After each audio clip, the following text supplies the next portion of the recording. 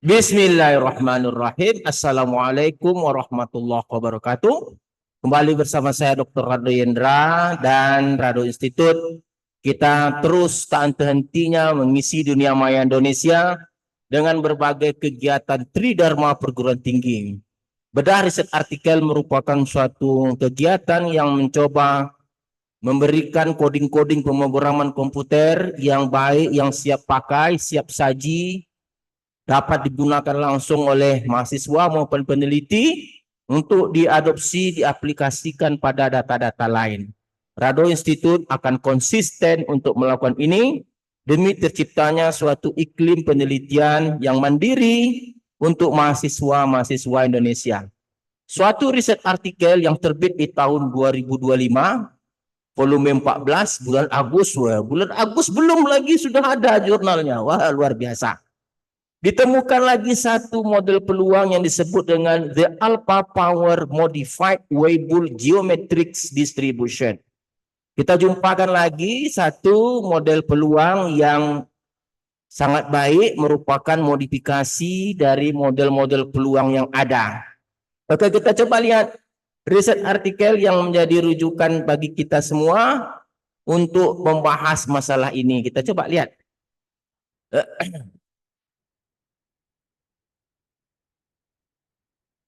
Oke, kita coba lihat riset artikel yang kita bahas pada kesempatan kali ini. Oke, ini dia. Suatu riset artikel yang terbit di jurnal Statistic Optimization and Information Computing.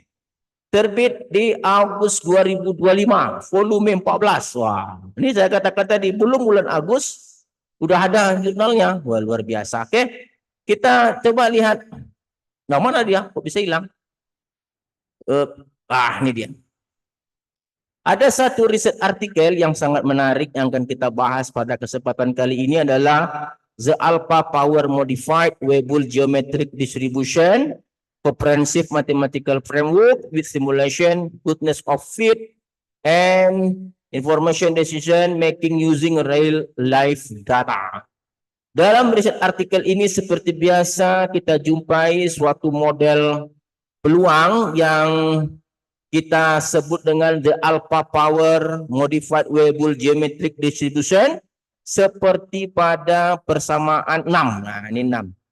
Ini fungsi densitas dari model alpha power modified Weibull geometric distribution.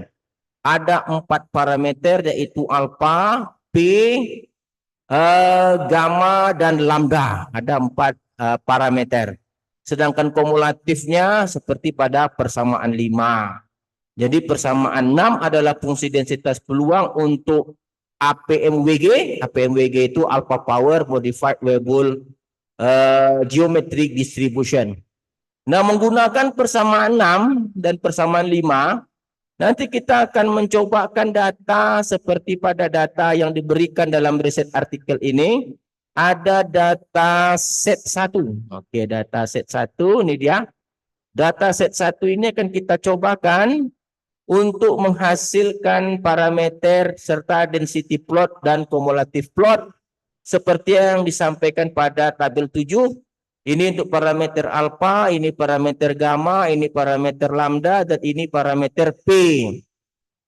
Dengan nilai minus log likelihood AIC baris pertama, kita ambil yang kita inginkan itu satu ini saja. Dan kita lihat yang berwarna merah itu adalah agak tinggi sedikit dari histogram, adalah density plot dari APMWG. Density plot dia berikan dan kumulatif plot dia tidak berikan. Oke, kita buat saja nanti kumulatif plot. Nah, dari hasil riset artikel ini kita akan coba membangun suatu coding komputer, suatu coding pemrograman untuk menjawab hal seperti yang ditampilkan dalam riset artikel. Oke, kita coba buka R kita. Kita akan coba lihat coding yang kita bangun. Nah, ini dataset 1 yang kita lihat pada riset artikel. Kita jalankan saja, file, run selection. Oke, kita lihat Windows console. Nah, ini data X. Data X kita. Data set 1. Lalu seperti biasa setelah kita memiliki data set 1, kita akan bangun coding dari fungsi log likelihood untuk alpha power modified W. Ini ada W tinggal modified Weibull geometric distribution. Nah, ini fungsi densitas. Ini adalah coding dari log likelihood dengan bentuk fungsi densitasnya. Nah, ini yang seperti kita sorot, ini fungsi densitas yang dibangun dari persamaan 7 dari riset artikel untuk fungsi densitas peluang. Ada 4 parameter. Parameter 1 disebut dengan alfa, parameter 2 gamma, parameter 4 nanti adalah parameter 3 lambda, parameter 4 adalah P. Nah, kita lihat. Kita coba runkan coding log likelihood kita, fungsi log likelihood seperti biasa. Oke, jalan. Setelah jalan, kita coba intip dengan menggunakan optim parameter yang ada. Kita run. Coba kita lihat hasilnya. AP. Oke, kita lihat hasilnya. Oke, sangat baik sekali. Sama persis seperti riset artikel kita. Nilai minus log likelihoodnya 63, ini parameter 1. Ini parameter 1 atau parameter alfa, ini parameter gamma, ini lambda, dan ini P. Hasilnya sangat persis seperti pada riset artikel kita. Oke, setelah kita jalankan, kita coba nilai parameter-parameter ini melalui density plot dan cumulative plot. Sebelumnya kita berikan nama alfa untuk parameter 1, gamma untuk parameter 2, lambda untuk parameter 3, dan P untuk parameter 4.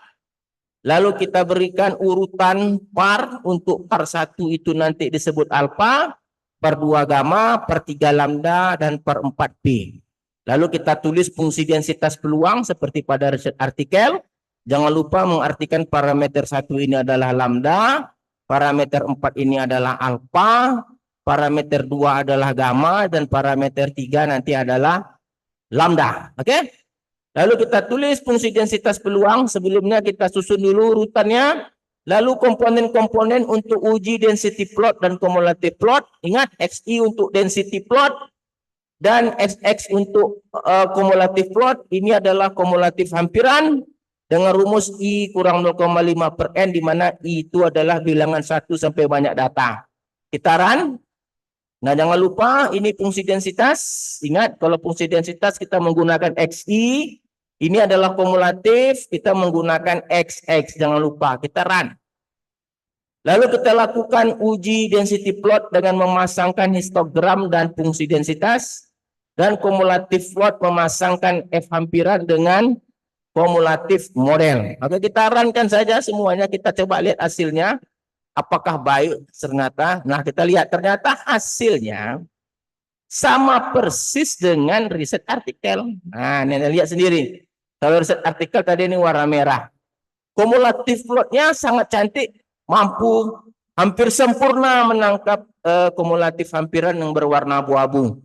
Sedangkan histogram itu sangat baik, saya rasa ditangkap oleh density plot meskipun agak tinggi ke atas. Oke, saya rasa apa yang kita lakukan dalam Rado Institute ini, kita tidak henti-hentinya memotivasi mahasiswa kita dengan berbagai literasi-literasi yang kita share di Rado Institute, terutama sekali coding-coding yang mereka perlukan, karena saya juga dulu mahasiswa, kita tahu bagaimana sulitnya coding-coding itu untuk dihasilkan.